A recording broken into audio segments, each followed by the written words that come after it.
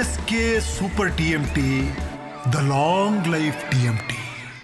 ಮತ್ತೆ ಈಗ ಬೆಂಗಳೂರಿನ ಅದಿತಿ ಬಾಪು ಕಾಮರ್ಸ್ ಟಾಪರ್. ಈಗ ಬಾಪು ಕಾಮರ್ಸ್ ಟಾಪರ್ ಔಟ್ ಅಂಕವನ್ನ ಪಡ್ಕೊಂಡಿದ್ದಾರೆ. ಬೆಂಗಳೂರಿನ ಜೈನ್ ಕಾಲೇಜಿನ ವಿದ್ಯಾರ್ಥಿನಿಗಳು. ಬೆಂಗಳೂರಿನ ಜೈನ್ ಕಾಲೇಜಿನ ವಿದ್ಯಾರ್ಥಿ ಅದಿತಿ ಬಾಪು ಕಾಮರ್ಸ್ನ ಟಾಪರ್ ಆಗಿರುವಂಥದ್ದು. 600ಕ್ಕೆ 600 ಅಂಕ ಪಡ್ಕೊಂಡಿದ್ದಾರೆ. ಅಪ್ಪ, ಎಲ್ರಿ 1 ಮಾರ್ಕ್ಸ್ ಹೋಗಿಲ್ವಲ್ಲ ಎಲ್ಲಿ ಅಂತ ಹೇಳಿ. ಸೊ ಈಗ ಫಸ್ಟು ನೇರವಾಗಿ ಅದಿತಿ ಅವ್ರ ಹತ್ರನೇ ಹೋಗೋಣ. ಅವರು ಸಂಪರ್ಕಕ್ಕೆ ಸಿಗ್ತಾ ಇದ್ದಾರೆ. ಹೇಗೆ ಸಾಧ್ಯ ಆಯಿತು ಅದಿತಿ? ಕಂಗ್ರ್ಯಾಚುಲೇಷನ್ಸ್, ಭಾಳ ಖುಷಿ ಆಗುತ್ತೀರಿ. ಅವ್ರು ನೋಡಿದ್ರೆ ಆ ಕಡೆಗೆ ನಂದನ್ 2 ಮಾರ್ಕ್ಸ್ ಕಡಿಮೆ, ನೀವು ನೋಡಿದ್ರೆ ಔಟ್ ತಗೊಳ್ತೀರಿ. ಹೆಂಗೆ ಸಾಧ್ಯ ಆಯಿತು? ಎಲ್ಲೂ ಮಾರ್ಕ್ಸೇ ತೆಗೆದೇ ಇರೋಂಗೆ ಹೆಂಗ್ರಿ ಬರೆದ್ರಿ ನೀವು? Firstly thank you sir. ಎಲ್ಲ ಜೈನ್ ಕಾಲೇಜ್ ವಿಯುಪುರಂ ಟೀಚರ್ಸ್ ಸಪೋರ್ಟಿಂದ ಮತ್ತು ನಮ್ಮ ಫ್ಯಾಮಿಲಿ ಸಪೋರ್ಟಿಂದನೇ ಆಗಿದ್ದು. ಕೇಳಿ ತುಂಬ ಖುಷಿ ಆಯಿತು. 600 ಬರುತ್ತಂತ ಎಕ್ಸ್ಪೆಕ್ಟ್ ಮಾಡಿರಲಿಲ್ಲ. ಸ್ಟೇಟ್ ರ್ಯಾಂಕ್ ಬರುತ್ತಂತ ಗೊತ್ತಿತ್ತು. ಸೊ ಅದೇ ಕೇಳಿ ತುಂಬ ಖುಷಿ ಆಯಿತು ಸರ್. ಓಕೆ, ಸೊ ನೀವು ಕ್ಯಾಲ್ಕುಲೇಟ್ ಮಾಡಿಟ್ಟಿದ್ರಾ? ಮನೆಗೆ ಹೋದ್ಮೇಲೆ ಸಾಮಾನ್ಯವಾಗಿ ನಾವೆಲ್ಲ ಮಾಡ್ತಾ ಇದ್ದಿದ್ದು, ಹೋದ ತಕ್ಷಣ ಮನೆಗೆ ಇದಕ್ಕೆ ಇಷ್ಟು ಬರುತ್ತೆ, ಇಷ್ಟೇ ಮಾರ್ಕ್ಸ್ ಬರುತ್ತೆ ಅಂತ ಲೆಕ್ಕ ಹಾಕ್ಕೊಳ್ತಾ ಇದ್ವಿ. ಹಾಗೆ ಲೆಕ್ಕ ಹಾಕ್ಕೊಂಡಿದ್ರಾ? ಹಾಂ ಹೌದು, ಅದೇ ಕೋರ್ ಸಬ್ಜೆಕ್ಟ್ಸ್ ಎಲ್ಲ ಲೆಕ್ಕ ಹಾಕಿದ್ದೆ. ಅದೆಲ್ಲ 80 ಬರುತ್ತಂತ ಗೊತ್ತಿತ್ತು. ಲ್ಯಾಂಗ್ವೇಜಸ್ ಹೆಂಗೆ ಎವ್ಯಾಲ್ಯೂಯೇಟ್ ಮಾಡ್ತಾರೆ ಅನ್ನೋದು ಒಂದು ಭಯ ಇತ್ತು. ಸೊ ಅದು ದೇವರ ಆಶೀರ್ವಾದದಿಂದ, ನಮ್ಮ ಸ್ವಾಮಿಗಳ ಆಶೀರ್ವಾದದಿಂದ ಚೆನ್ನಾಗಿ ಬಂತು ಸರ್. ಎಷ್ಟು ನೀವು ಹಾಕ್ಕೊಂಡಿದ್ದು ಎಷ್ಟಿತ್ತು ಮಾರ್ಕ್ಸ್? ಎಷ್ಟು ಬರ್ಬೋದು ಅಂತ? ಅದೇ ನನ್ನ ಪ್ರಕಾರ ನಂಗೆ ಗೊತ್ತಿರೋ ಮಟ್ಟಿಗೆ ನಾನು ಎಲ್ಲೂ ರಾಂಗ್ ಮಾಡಿರಲಿಲ್ಲ.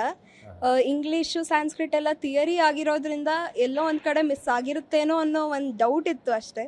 ಬಟ್ ನನ್ನ ಟೀಚರ್ಸ್ ಎಲ್ಲ ನನ್ನ ಮೇಲೆ ನಂಬಿಕೆ ಇಟ್ಟಿದ್ರು, ಇಲ್ಲ ಬರುತ್ತೆ ಅಂತ. ಅವರೇ ಮೋಟಿವೇಟ್ ಮಾಡಿ, ಅವರೇ ಪುಷ್ ಮಾಡಿರೋದು ಡೇ 1 ಸೊ ಅದೇ ಎಲ್ಲ ಅವ್ರ ಎಫರ್ಟ್ಸಿಂದ ಸರ್. ಓಕೆ, ಅದಿತಿ ಹೆಂಗೆ ಓದ್ತಾ ಇದ್ದಿದ್ದು? ಬೆಳಗ್ಗೆಯಿಂದ ರಾತ್ರಿವರೆಗೂ ಬುಕ್ ಬಿಟ್ಟರೆ ಆಚೆ ಹೋಗ್ತಾನೆ ಇರಲಿಲ್ಲ.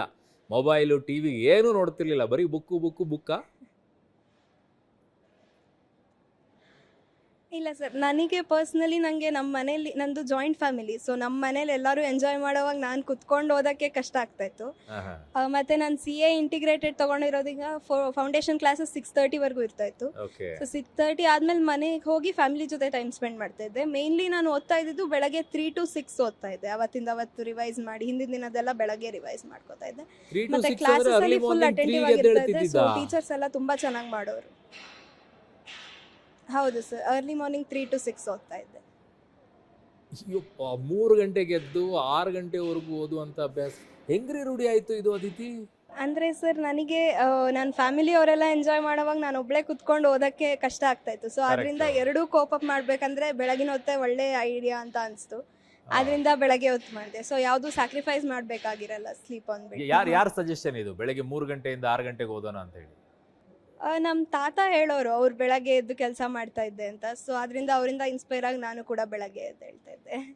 Very good. ಈಗಿರುವಂಥ ಮಕ್ಕಳಿಗೆ ನಂಗೆ ರೂಮ್ ಸಪ್ರೇಟ್ ಆಗಿರಬೇಕು, ಓದಕ್ಕೆ ಸಪ್ರೇಟಾಗಿ ರೂಮ್ ಬೇಕು, ಟೇಬಲ್ ಸಪ್ರೇಟ್ ಆಗಿರುವಂತಹ ಯೋಚನೆ ಮಾಡುವಂಥ ಮಕ್ಕಳ ಮಧ್ಯದಲ್ಲಿ ದೊಡ್ಡ ಕುಟುಂಬ ಇದ್ದರೂ ಕೂಡ ಅದರ ನಡುವೆ ನಾನು ಟೈಮನ್ನು ಬೆಳಗಿನ ಜಾವದಲ್ಲಿ ಹುಡ್ಕೊಳ್ತೀನಿ ಅನ್ನೋದಿಲ್ಲ. Very hats off. ಭಾಳ ಖುಷಿ ಆಯ್ತು ನನಗೆ.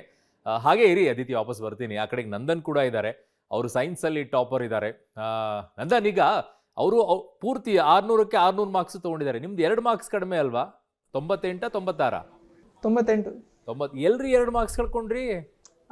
ಬರ್ದಿದ್ದು ತಪ್ಪಾಗಿತ್ತೇನೋ, ಅವ್ರಿಗೆ ತಪ್ಪು ಅನ್ಸಿರ್ಬೇಕು. ಸೊ ತೆಗ್ದಿದ್ದಾರೆ, ಈಗ ಏನ್ ಮಾಡ್ಲಿಕ್ಕೆ ಆಗಲ್ಲ. ಎಷ್ಟು ಬಂದಿದೆ ಅಷ್ಟು ಖುಷಿ ಇದ್ದೀನಿ.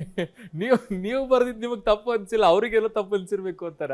Very good, very good. That's the confidence. ಆ ಕಾನ್ಫಿಡೆನ್ಸ್ ಇರಬೇಕು. ನಾನು ಕರೆಕ್ಟಾಗಿ ಬರ್ದಿದ್ದೀನಿ, ಅವ್ರಿಗೇನೋ ತಪ್ಪು ಅನ್ಸಿರ್ಬೇಕು, ಅದಕ್ಕೆ ತೆಗ್ದಿದ್ದಾರೆ ಅಂತೇಳಿ. ನಿಮಗೆ ಅನ್ಸಿತ್ತಾ ನಾನು ಔಟ್ ತಗೊಳ್ತೀನಿ, ಫುಲ್ ಮಾರ್ಕ್ಸೇ ತಗೊಳ್ತೀನಿ, ನಂಗೆ ಇಷ್ಟೇ ಬರುತ್ತೆ ಅಂತ ಹೇಳಿ? 598 ಬರುತ್ತೆ ಅಂತ ಕಾನ್ಫಿಡೆನ್ಸ್ ಇತ್ತು. ಆದ್ರೆ ಸ್ಟೇಟ್ ಅಲ್ಲಿ ಎಷ್ಟು ಒಳ್ಳೆ ರ್ಯಾಂಕ್ ಬರುತ್ತೆ ಅಂತ ಅನ್ಕೊಂಡಿರ್ಲಿಲ್ಲ. ಯಾವ್ದ್ರಲ್ಲಿ ಹೋಗಿರೋದು 2 ಮಾರ್ಕ್ಸು? ಫಿಸಿಕ್ಸ್ ಮತ್ತೆ ಇಂಗ್ಲಿಷ್ ಅಲ್ಲಿ 1 ಮಾರ್ಕ್. ಒಂದೊಂದು ಮಾರ್ಕ್ಸ್ ಹೋಗಿದೀಯಾ? ಹೌದು. ಏನ್ ತೆಗೆದ್ರು? ಫಿಸಿಕ್ಸ್ ಅಲ್ಲಿ 1 ಮಾರ್ಕ್ಸ್ ಹೋಗಿದ್ದೆಲ್ಲಿ, ಇಂಗ್ಲಿಷ್ ಅಲ್ಲಿ ಹೋಗಿದ್ದೆಲ್ಲಿ 1 ಮಾರ್ಕ್ಸು? ನನ್ನ ಪ್ರಕಾರ ನಾನು ಬರ್ದಿದ್ದು ಸರಿ ಇದೆ, ಅವರು ಗೊತ್ತಿಲ್ಲ ಎಲ್ಲಿ ತೆಗೆದಿದ್ದಾರೆ ಅಂತ. Okay okay okay, that's a confidence. Okay, ಇರಲಿ. ಆ ಕಡೆಗೆ ಅದಿತಿನೂ ಇದ್ದಾರೆ. ಅದಿತಿ, ಅವ್ರಿಗೆ ವಿಶ್ ಮಾಡ್ತೀರಾ? ಅದಿತಿ ಕಾಮರ್ಸ್ ಅಲ್ಲಿ ಟಾಪ್ ಅಲ್ಲಿ ಇರೋದು. ನಂದನ್ ಕೇಳಿಸುತ್ತೆ ಅವ್ರಿಗೆ, ಹೇಳಿ. ಹೌದು ಹೌದು, ನನ್ನ ಕಡೆಯಿಂದ ಕಂಗ್ರ್ಯಾಚುಲೇಷನ್ಸ್. ಅದಿತಿ, ನಂದನ್ ಇದ್ದಾರೆ ಸೈನ್ಸ್ ಅಲ್ಲಿ ಟಾಪರು. ಒಂದು ವಿಶ್ ಮಾಡ್ಬಿಡಿ ಹಂಗೆ. Thank you very much. ನಿಮ್ಗೂ ಕಂಗ್ರ್ಯಾಟ್ಸ್. ಓಕೆ ಅದಿತಿ, ಈಗ ನಮಗೆ ಬಹಳ ಎಕ್ಸೈಟ್ಮೆಂಟ್ ಇರುವಂಥ ವಿಚಾರ ಏನು ಅಂತಂದರೆ, ದೊಡ್ಡ ಕುಟುಂಬಗಳಿದ್ದಾಗಲೂ ಸಹ ಕೆಲವೊಂದು ಟೈಮಲ್ಲಿ ತುಂಬ ಡಿಸ್ಟರ್ಬ್ ಆಗಿಬಿಡ್ತೀವಿ. ಫ್ಯಾಮಿಲಿಯಲ್ಲಿರುವಂಥವ್ರು ಎಲ್ಲೆಲ್ಲೋ ಊರಿಗೆ ಹೋಗ್ತಾ ಇರ್ತಾರೆ, ಹಬ್ಬಕ್ಕೆಲ್ಲೋ ಹೋಗ್ತಾ ಇರ್ತಾರೆ. ಆ, ನನಗೂ ಹೋಗಬೇಕು ಅಂತ ಹೇಳಿ ಬಹಳಷ್ಟು ಮಕ್ಕಳಿಗೆ ಅನಿಸ್ತಾ ಇರುತ್ತೆ. ಕಾರಣ ತುಂಬ ಡಿಸ್ಟರ್ಬ್ ಆಗಿಬಿಡ್ತಾರೆ. ಈ ಏಜಲ್ಲಿ ಹೇಗಿರುತ್ತೆ ಅಂತಂದರೆ ಚಂಚಲವಾಗಿರುತ್ತೆ ಮನಸ್ಸು, ಒಂದೇ ಕಡೆ ಕೇಂದ್ರೀಕೃತಗೊಳಿಸೋಕ್ಕಾಗೋದಿಲ್ಲ.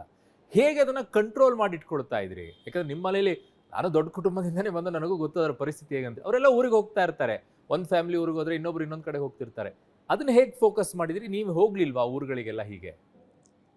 ಇಲ್ಲ ಸರ್, ಅವರೆಲ್ಲೇ ಪ್ಲ್ಯಾನ್ ಮಾಡಿದ್ರು ನನ್ನ ಎಕ್ಸಾಮ್ಸ್ ನೋಡಿಕೊಂಡೇ ಪ್ಲ್ಯಾನ್ ಮಾಡೋರು.